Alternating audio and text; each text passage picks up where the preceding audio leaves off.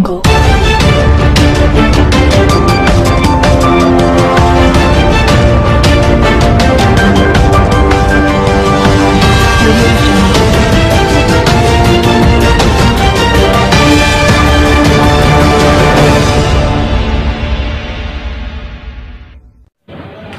वालेकुम زم بختیلا جان حسرت او تاسو ګورئ په پښتو پوینټ ټي وي باندې د نن ورځې تر دې دمه خبرونه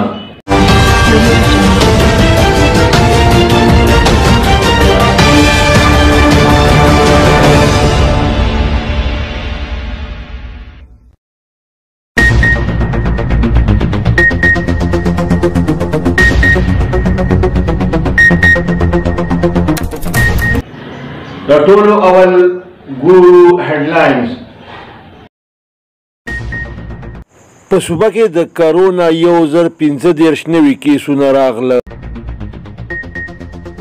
د تخبې د کرونا وایرس مریض امجد په MMC کې د اکسیجن د نه ملاوېدو د وجې د مرګ او ژوند په کشمکش کې پروت دی. وزیر اعظم عمران خان ویلي دي چې په ایسوپیز باندې د عوامو د عمل نه کولو د وجې حکومت په سختۍ مجبور شو. کتونکو تاسو چې په سکرین باندې د کومو قامي مشرانو تصویرونه وینئ دا د کرونا ښکار شوي دي. د خیبر پښتونخوا وزیر اعلی محمود خان ویلي دي چې زم اضلاعو ته به د ترقیاتي کارونو دپاره 104 اربه روپۍ ورکولی شي. په برطانیه کې د نسلي امتیاز خلاف مظاهرې ته جو بایډن وینا وکړه. ډونالډ ټرمپ ویلي که ما صدارتي الیکشن وبایله دا به د امریکې لویه بدقسمتي. د پیپلز پارټۍ صوبایي صدر انجینیر همایون خان د EPC نه پس پریس کانفرنس ته وینا وکړه.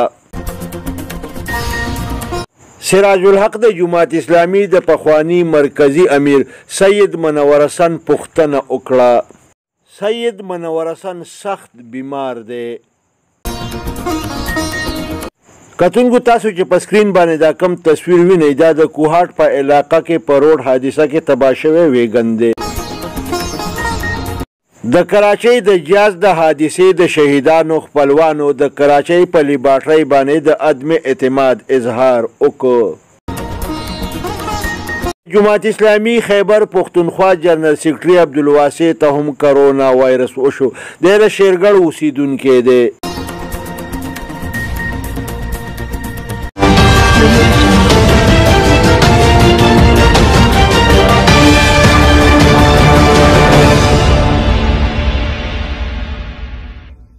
اوس د دې خبرونو تفصیل.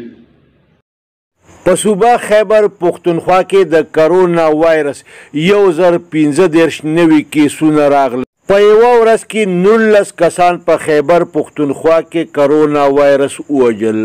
خیبر پښتونخوا کې د مړو تعداد 661 ته ورسېد.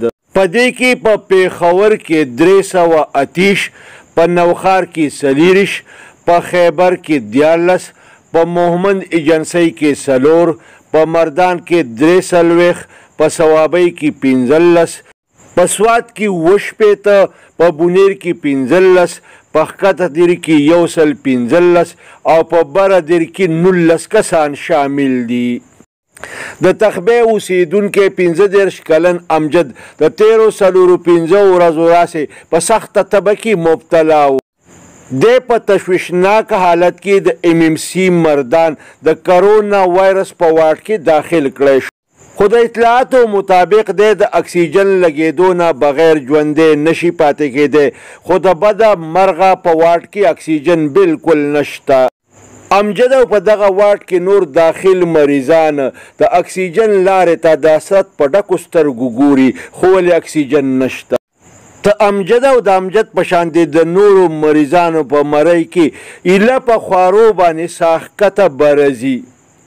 څو ورځې اګاهو په دې واټ کې داخل د PTI عمران د اکسیجن نه ملاوېدو په وجه باندې د مرګ سره لوبې کړي دي. د عمران رشته دارو د عمران د ژوند بچ کولو دپاره مجبورن په 11,000 روپۍ باندې د اکسیجن سلنډر اخیستی دی. د MMC د کرونا وایرس په واټ کې د داخلو مریضانو رشتہ دار وایي چرته دي د مدینې د ریاست دعویدار چې د مدینې د ریاست غریبانان خپې او لاسونه وي او بغیر اکسیجن مري. بلې خواته د پاکستان وزیر اعظم عمران خان ویلي دي چې عوامو په SOPs باندې عمل درآمد ونه کړ، په دې وجه باندې حکومت په سختۍ کولو باندې مجبور شو.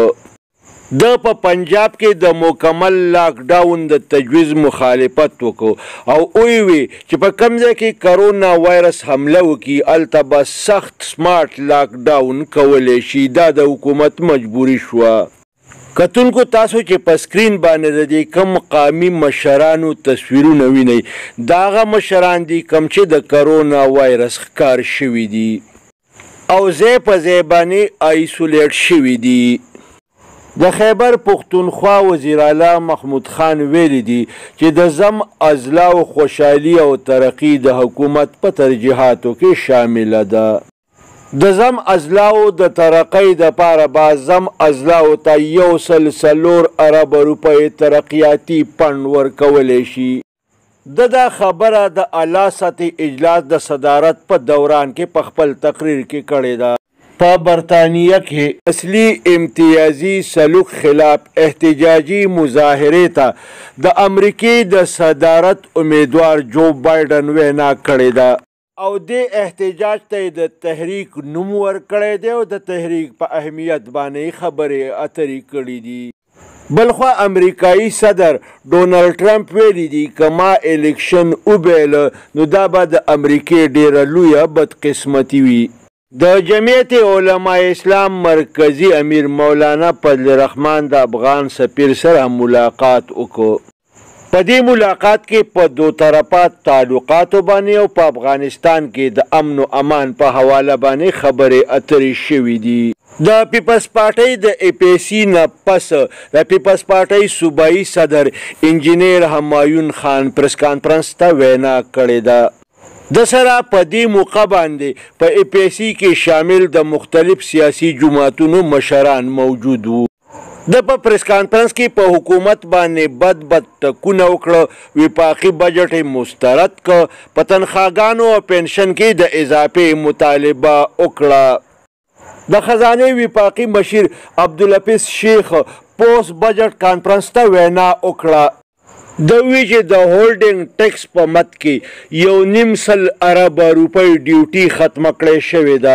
د وی چې مونږه قرضې د اشایو دپاره او د عیش دپاره نه اخلو بلکې د ملک چلولو دپاره قرضې اخلو. په بجټ کې عام سړي ته د ریلیف ورکولو بھرپور کوشش کړی شوی دی. دا هم انکشاف وکړ چې د کرونا وایرس په وجه باندې د ټیکس په اصولۍ کې 200 اربه کمی راغلی ده. د جماعت اسلامي پخوانی مرکزی امیر سید منور حسن سخت بیمار دی او اسپتال کې پروت دی. د جماعت اسلامي مرکزی امیر سینیټر سراج الحق د پوښتنې له اسپتال ته ورغی. د پیپلز پارټۍ ډیر زوړ رکن اسد نوید د کرونا وایرس له سببه حق ورسېده. کتونکو تاسو په سکرین باندې چې د کم ویګن د تصویر وینئ دا ویګن په کوهاټ کې د روډ په یو پیښه کې په مکمله توګه تباه شوی دی.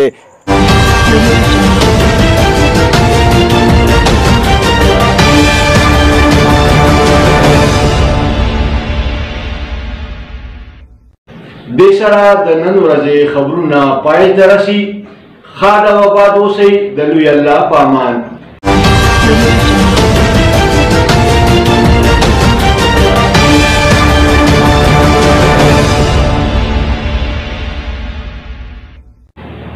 کتونکو پښتو پوینټ TV سبسکرایب کړئ، د ټلۍ په بټن ګوته کیږئ او دارنګې دا خبرونه کتل د خپل ژوند معمول وګرځوئ.